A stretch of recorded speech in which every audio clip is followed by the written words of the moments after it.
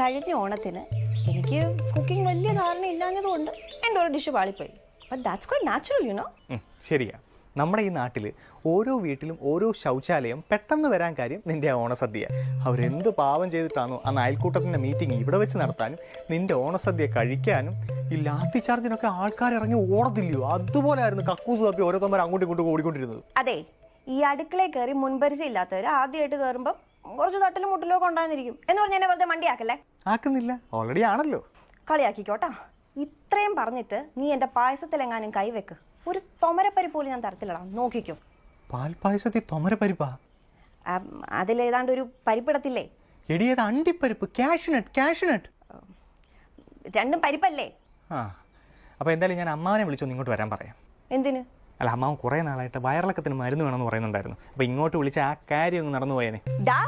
നീ അതിരുകൾ ലംഘിക്കുന്നു. I will show